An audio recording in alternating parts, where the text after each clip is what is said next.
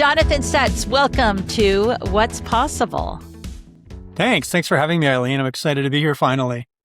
Yes, we've tried hard to make this happen. Illness has gotten in the way, different schedules have gotten in the way, but we have persisted. So I am glad to have you on the show.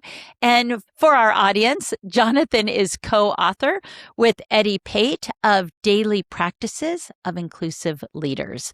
So that gives you a hint of where we're going today. But before we do that, of course, we need to learn a little bit about Jonathan. So Jonathan, take a moment, and I actually just saw a recent post that you did on LinkedIn, and it's a similar question that I asked Keith Ferrazzi, who was on the show, because he talked about this in his book. Instead of asking how you are, tell us, how are you really doing? Yeah, I like that.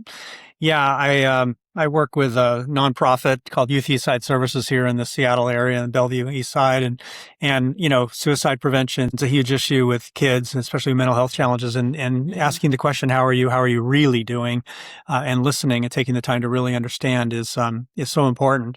And I'm doing okay. It's a tough time. The world is really a mess right now.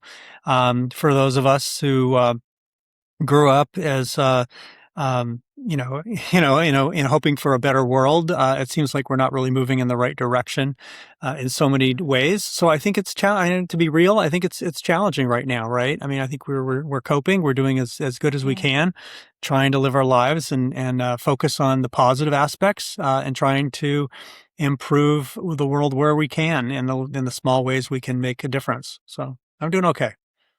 Yeah. Thank you for that real answer. I've had conversations like that a lot recently. I think we all have. And I think at our core, we all want to feel connected, to feel better, to feel supported. And I think a lot of people right now are not feeling any of that. And so your work is needed now more than ever. I think probably when you were writing the book with Eddie, you both were saying, this is desperate. We need to get this out now. And it just keeps getting more and more magnified, that need for belonging, for connection, for inclusivity. Yeah, we knew that there was a lot of pushback. And as Eddie likes to say, that, the attacks on DEI were percolating. They were starting to happen. We were seeing them. We had no idea how it was going to go. But what's interesting is that, the companies and organizations that I work with and that I talk to in my network, they are still doing the work. They recognize this is a business issue. It's a business strategy. Creating high performance teams, having teams where equity exists, where everybody's getting what they need in order to be successful, is critical to the success of these organizations, their innovation, creativity. So they get it. They're just positioning it in a different way and helping people understand that everybody wins when we do this right. You really create like these legacy teams, these championship teams, when you create a culture of belonging where everybody feels valued and supported and connected to each other. Yeah. I'm glad to hear that you're finding that people are still doing the work, because I'm hearing a lot of it's kind of been pushed aside. There's other things that are identified as priorities, and it's kind of when there's an incident, we all gather, and it's like, how can we create more training around X, Y, or Z when something is on fire, and then the fire fades away and everybody goes back to business as usual. And something like a DEI can often get pushed aside. It does not become a priority anymore, which is certainly concerning for me. I know for you and Eddie as well. And so I find comfort in hearing that some of the organizations you're talking to are still prioritizing this, and maybe it's under another labeling. Yeah, we've always said that the ideal program was not a program. It was actually weaving it into the culture of a company, making it a part of everything they do, and not as some separate one-off. And I think what's happened is organizations are recognizing that it's critical for recruiting, it's critical for retention, it's critical for professional development to support folks that are historically underestimated historically, being oppressed or marginalized, and that it's key to pulling. We're seeing them more. The train has left the station. The fear around diversity and equity and inclusion being somehow a you win, I lose is not reality. It's really where everybody wins. A rising tide lifts all boats. That kind of idea. So it's the companies that are doing it are weaving it in. They're building it into the programs and projects that they have underway and thinking about it more holistically. Yeah. Well, and that was one thing I loved. You kicked off your whole book talking about that this is about leadership. It's not about a program. And we did that with our organization with Silicon Valley Change. We made a hard line that we would not offer check the box programming, period. We were not doing diversity workshops. We were not doing diversity programs.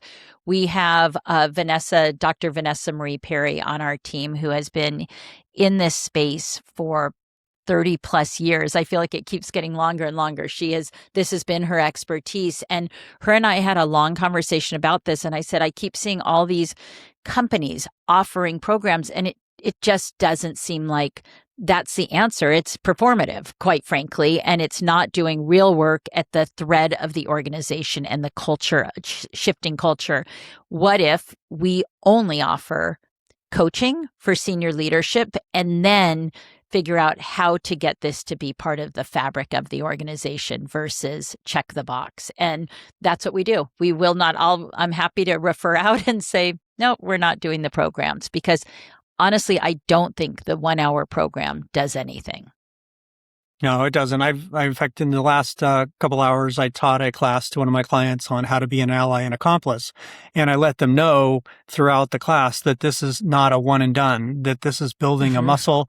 This is something you have to practice. It's something you're going to make mistakes.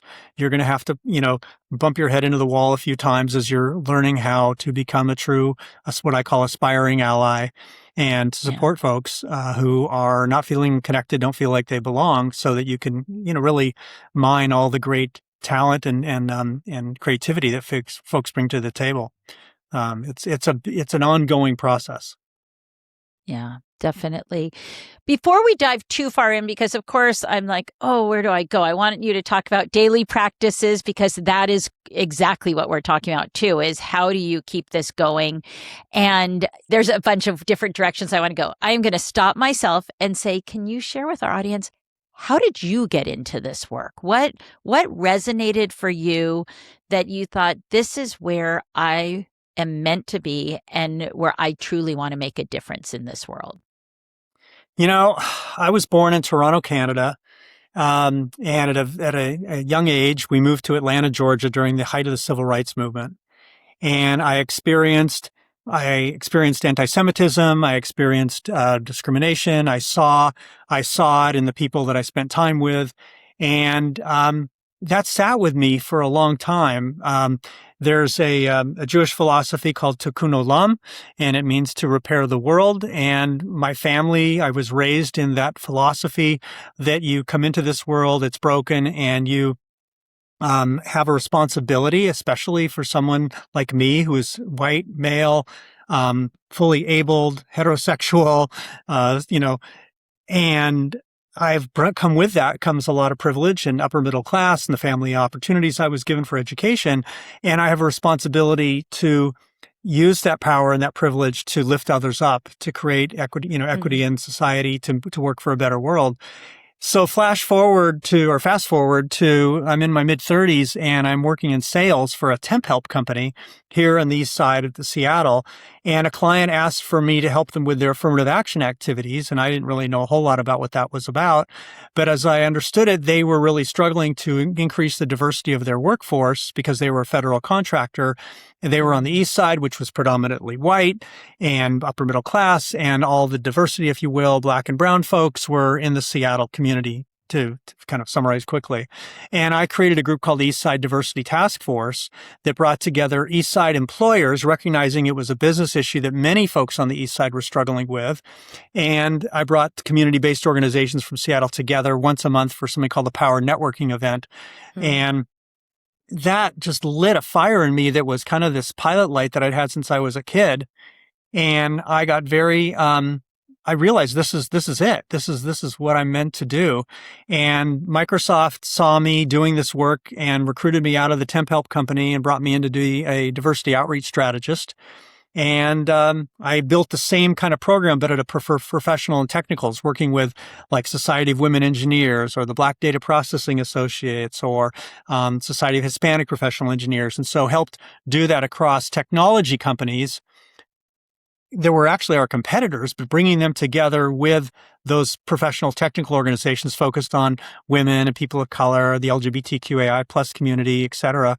And it really, I found I had a really kind of a gift for it. It was a talent, and it's something that leveraged my sales skills, building sales through trusted relationships, and building that trusted relationships in the communities, people that were, different from the primary culture, dominant culture on the East Side. And it was super effective.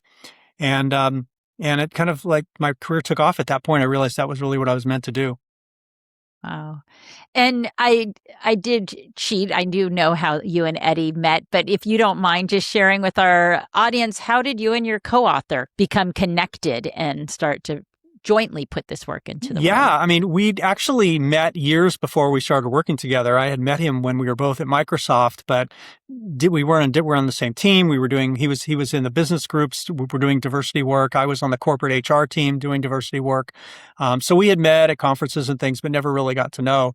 But again, years later, he was at Amazon and was building out a new team in the operations, over 1 million employees in the operations group at Amazon. And he was building out an inclusion and diversity team. And we met up. One of his best friends was the head of recruiting there that brought him into Amazon and introduced us. And I was really hesitant. I had gone on to do other things, more global business, operational work. Felt like it was almost like a step backwards. But I met with Eddie, and it was one lunch, and I was all in. I realized this is really I can do what had done in the past, but I could do it at a higher level and make a bigger impact at a company like Amazon, and it was great. I ended up building out that team. I was one of his first few employees, and we built it out to like 20 folks, and that's how we kind of became coworkers. And he was my manager, but when we both left Amazon, we both wanted to write, and I was struggling getting motivated to sit down or having the discipline to sit down and write a book. And I called him up and I said, what do you think about doing this together? And he was all in. He was also struggling with sitting down and having that discipline. So we would hold each other accountable, run it like a project. Introduced him to a good friend of mine who's written like 4 or 5 customer service books. That kind of led us to the publisher, and one thing led to another. We were off and running, and 4 months later, we had a contract for a book, and we got to work on it. Wow. All right. So let's talk a little bit about the daily practices, because as we just talked about, you can't just do one thing and say, oh, let me just check that box. That's not what this is about. So what do you suggest as those daily practices? Yeah, I mean, there's a whole slew of them in the book, and they follow the book is really a guide. It's we expect people to have it dog-eared and post-it notes throughout to different. It's built the way the second half of the book is organized is by the employee life cycle. So when you think about attract talent, develop talent, keep talent, that's how it's structured, right? And so if we start with just the attract piece. When you're interviewing candidates, one of the easy daily practices you can do is to make sure that the panel of interviewers mirrors the company's workforce or your customers, right? Mm-hmm. So you're getting people with different perspectives and ideas in that interview. So they're looking at the candidate from their lived experience. And then also it has a double benefit in that the candidate sees that the company implicitly values diversity. And also, if they are a person of color or from a historically underestimated group, they're seeing somebody like them in the interview panel. And they feel like, wow, like there's people like me here. There's people like me in positions of power making hiring decisions. So that's one, is just having these diverse interview panels themselves. That's one. Another one on the kind of develop piece is people take for granted the one-to-one meeting. One-to-one meetings are important times for you and me to sit down and have a conversation. so often those are wasted on status, like what is going on with this project, what's happening with that one. But it's Yeah. really a time for the manager to create connection with the Yeah. employee and help them feel like they're supported and valued. So using that time to get to know them as a human, and really where that starts off is the leader having the ability to be vulnerable, being secure enough with themselves to share what's going on in their lives.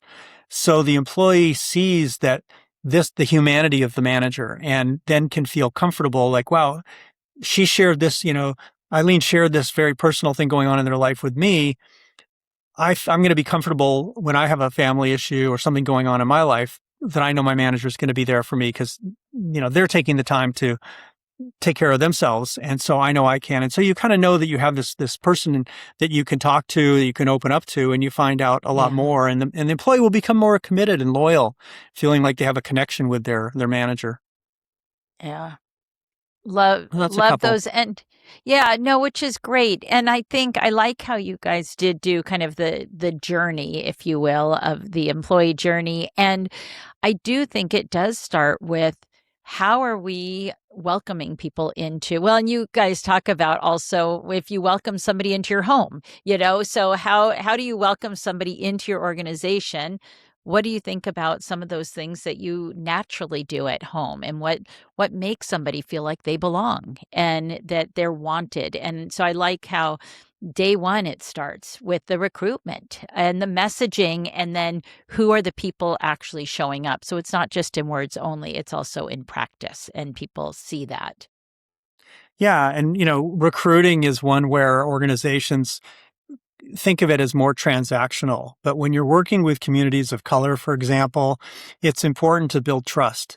And so they feel like you're really in it for the right reasons. You're really committed. You're not just trying to fill a position with a person of color, like that it's not, that you're there for the right reasons. So, for example, one of the things we did with this professional technical diversity network that I started at Microsoft was we gave employers an opportunity to invest in spending time with these professional technical organizations, their chapters, local chapters, and going to their meetings, listening, understanding what their Mm, employee experience is, sponsoring their events, providing speakers for their events, maybe even hosting them at your facility. So you really get to know the people at a deeper level, and you yeah. build this trusted relationship. So when those folks are thinking about looking for a job, they naturally have the relationship with you. They're going to want to apply because they feel like, wow, they really know us. They understand our issues. They understand our concerns.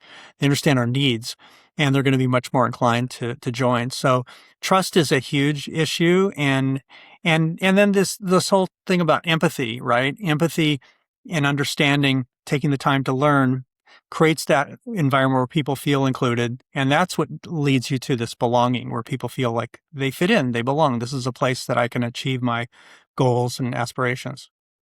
Yeah. So speed ahead, your book has been out for 2 years now, right? Yeah, just about Two two years in years. May. Yeah. Yeah. Coming up on two Yeah. years. Yeah. So what would you say has changed, gone backwards, gone forwards since writing your book? Wow. I mean, I got to say that I think things have gone backwards right now. And I think, Mm, it would be, disingenuous to say that we have moved forward in this space. I think, the current political environment, the current administration is really making it tough for people of color, for people from the trans community, the gay community. Um, and truly, I think even, some of the religious communities as well, Muslim, Jewish. I think it's a tough time for people that are not part of the dominant culture, which in our society in the U.S. is white and male. I think it's a tough society, tough right now for women, the right to choose. I think it's just, I think we've gone backwards, and it's tough, but we have to keep doing the fight. We have to keep resisting. We have to keep um, voting. We've got to register people to vote. We've got to get people out there. But I think we have to get people active. They have to realize you have to use your voice, speak up and speak out, and that our democracy is at risk.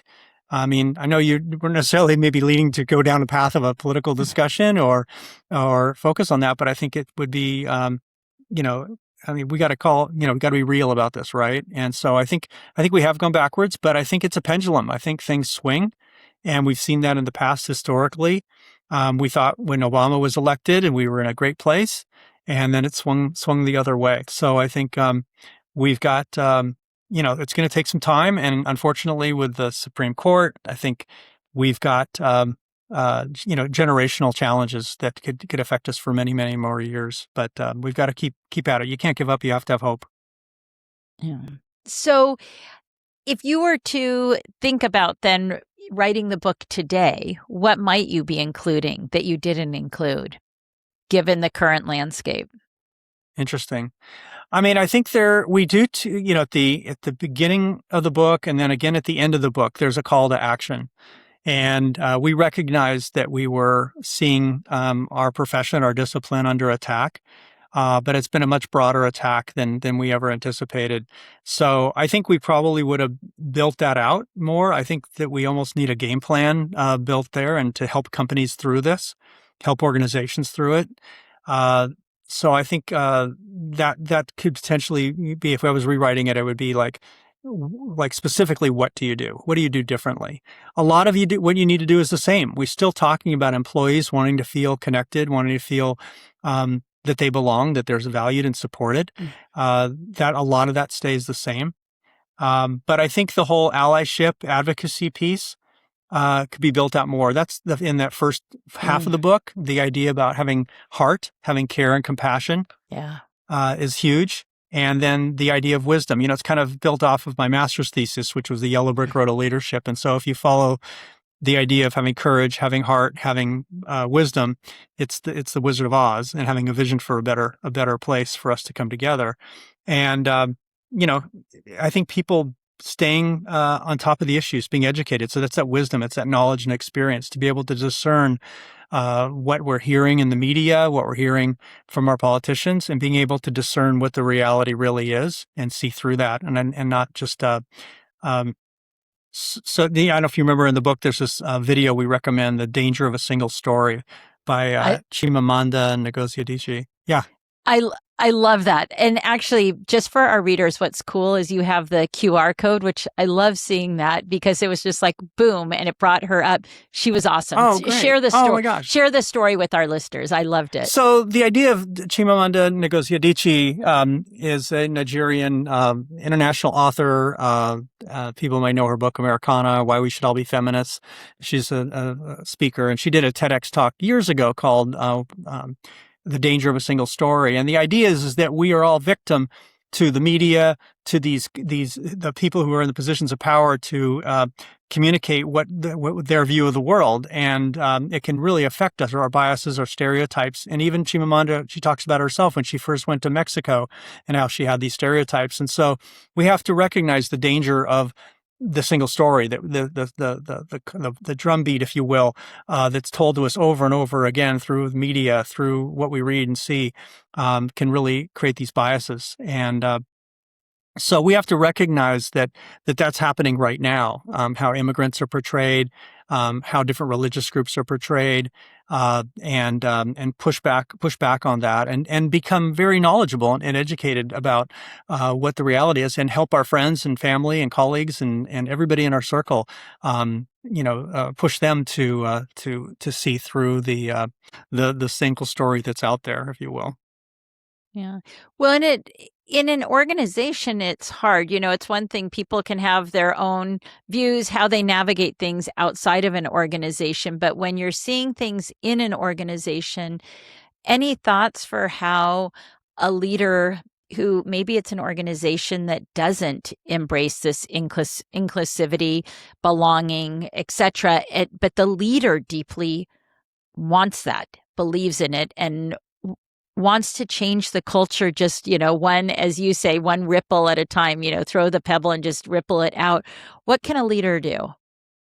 Well, I think they can support through funding, resources, infrastructure to support equity work. And so, and this isn't about, doing something different than you would normally do. You want to have an organization that's equitable and fair and treats people. It's part of the company, oftentimes part of the company values. And so one of the ways is employee resource groups, funding groups of employees to come together to support each other who are underrepresented, that are from these groups that are historically underestimated and discriminated against, and give them an opportunity to come together and support each other to share their lived experience. And one of the things we're doing with one of my clients is we create these roundtables where the executives will come in. One executive will sit down with maybe a group of a dozen Black women, and he's there or she's there to just listen and understand what their experience is at the company, because their experience is going to be very different than the leader who's coming from the dominant culture, which historically is white, male, Christian. Those employees are going to have a different experience. And so for the manager, the leader actually to be, again, vulnerable to listen and hear and ask questions to understand how other people are experiencing the company. We actually talk about in that book with Carletta Uden, who did this at Amazon, and she leads off the heart chapter with a profile and how that deeply, deeply affected her and changed the way she leads now at Apollo Global Management as one of their principals. So that's one thing you can do. There's many other things you can do. We're the training we're doing, the How to Be an Ally and Accomplice training we're doing for every single employee, so they understand that being an ally and being supporting each other actually helps us unleash creativity in the organization, because people feel they can be their authentic selves, that people are going to have their back. It's an I've got your back, you've got my back culture, and that's what we want to create. So those are a couple of things, but there's many more they can do. They can, like, one of the things they can do for recruiting is identify a historically Black college or university and start partnering with them for recruiting for their entry-level positions for college graduates, to start creating a pipeline and building that trusted relationship. That's something they could do. They can also just talk about it, just being open and talking about how this is important. Yeah. The leader, when they do that, it sends a message that, what's important is what the leader is talking about and doing. So coming to those events, sponsoring, getting involved, showing up and listening and learning, can send a message that this is just what we do at this company. This is how we operate. We embrace this. Oh, yeah. And one more I'll tell you is using data. So there's a lot. So another one is good. It's like when your data is so huge, because people have a hard time refuting, when it's right in front of them. Data's king, yeah. So yeah, so like you can start with your pipeline. What does your pipeline of candidates look like? And breaking that down by race and gender and ability and veteran status, wherever you can collect data. When you're hiring people, how does that hiring relate to your hiring numbers when you cut the data by not just by race and gender and, those other categories I mentioned, but the intersectionality of it? How are Black women doing against women overall as far as recruiting and hiring? You can do the same thing with your promotion data. Who's getting promoted? What does that look like? Are we just promoting people that look like the senior most leaders? Or are we promoting in a way that really reflects the workforce? And putting that data in front of leaders by their team and getting them to compare against other teams in the organization gets that competitive nature going. Retention rates, they call it like good retention and bad retention. It's like people that you want to leave that aren't performing well, comparing that against people that you don't want to have leave, right? Yeah. And seeing if there's a difference there based upon not just women versus men, but again, breaking it down into the different ethnic groups and those kinds. So that's what we've done in the past in my work at Microsoft and the Amazons, is looking at that data and then holding people accountable for that equity, and like, what are we going to do to correct it? What's the action plan to make sure we're interrupting those biases that are occurring in the workforce? Yeah, I love all these practical ideas, and they're not that hard too. You're not trying to, create something, throw out the whole system, bring something totally new in. These are little things that you can do day after day after day, and to make a really significant difference. Absolutely. And, one of the key hires that I think that Eddie made when he first started the group, he recognized, was hiring a data analyst. That was his first hire. You'd think he'd hire someone to do training or someone to do employee relations, but no, his first hire was the data analyst, because he realized, especially like at an Amazon where, data-driven decisions are king, recognizing that bringing someone here to look at the data and address it is so powerful. Yeah, definitely. All right, our time has come to an end. It always goes so quickly. What is one big takeaway that you hope our listeners leave with? I'd say inclusive leadership is leadership. Good. People hear about inclusion, diversity, et cetera. Being an inclusive leader, creating a team, being a leader where you are, taking care of your people, you're making sure that everybody feels that they can achieve their goals and ambitions while the organization achieves theirs is really huge. And so whether it's in the one-on-ones or just passing somebody on the hallway, looking them in the eye, caring about them, checking in, how are they doing? How are they really doing? All that is so important to leadership and, just creating almost like a family effect of just kind of creating a family where everybody looks after each other and make sure that everybody's healthy and and you have compassion for folks and what they're living through and dealing with at work. Yeah, love it. And one mindset shift.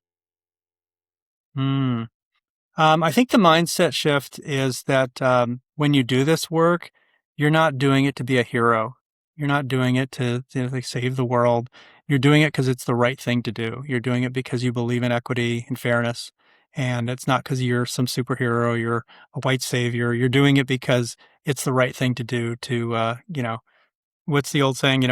We were once strangers, so we look out for the stranger and the person that's the person that's the only one in the room, whether it's the only woman or the only Black person or what have you, to bring them in and help them feel that they're not strangers, that they're welcome and taken care of. And valuable. Yep. Yeah. And one simple thing that somebody can do right when they finish listening to this podcast, they hit end or they finish watching the YouTube episode and they think, oh, I can do this one thing really quickly and it really will have a good, positive, pretty significant impact. Yeah. Um, when you are in a room and you hear something that is offensive or bothers you, it isn't just sitting right with you, say, I'm just going to hit the pause button. And people know that that means we're just going to take a second and reflect on what just happened and ask the question, I'm not comfortable with the way that went down. Let's talk about it. Let's slow down from this go, go, go mentality we have. And let's think a little more thoughtfully about what just happened. Ilene was talking. Let's let her finish and then we'll come back to you. Or, Ilene had that great idea a minute ago. You just said this almost the same thing. Let's shine a light back on Ilene. That was her idea. I'm going to hit the pause button and let's call that out. Let's talk about it and make sure we don't have that happen because that'll shut you down, right? If you're every Yeah. time you have an idea, you shut down, you get interrupted or somebody takes credit for your idea. Eventually, you're going to stop sharing, and so you want to hit the pause button and take the time to have people acknowledge. And you can do it in one of two ways. You can call people in. You can do it in a kind of more thoughtful, diplomatic way and educate folks, or you can, if it's really offensive and problematic, you can call them out and you can say, "Hey, that is not cool. That's not consistent with our company values." So you have a judgment call you can make, but hitting the pause button is one thing you can do, and make a difference and kind of having people slow down and think about how other people are being treated. Yeah, I really, really like that. I think we need a lot more pause buttons right now in, Yeah, in this exactly. world. Yeah. We'd be hitting it all day long. And the very last question, what is possible when someone becomes an inclusive leader? Wow, I think that they get to really reap the rewards, the benefit of having a team where everybody just feels so great to be there. People are, literally jumping out of bed to come to work. They're excited. They feel that connection with their team. They feel like they're helping people achieve, their goals. The team's doing well. Everybody's gonna just enjoy that exhilaration of creativity and of innovation when you have a team where everybody feels connected, supported, and valued. It creates, I call them legacy teams. It's a team where years later you look back on and you remember how special it was to be part of that group. It's not very common that it happens. And when it does, you never forget it, and you oftentimes will stay connected to those people years later. I know I still have relationships with folks that I get together with, that I worked with years ago, because of that relationship, that special feeling, the vibe we had of working together. I love it. Jonathan Stutz, thank you for joining me on What's Possible. Thanks for having me, Eileen.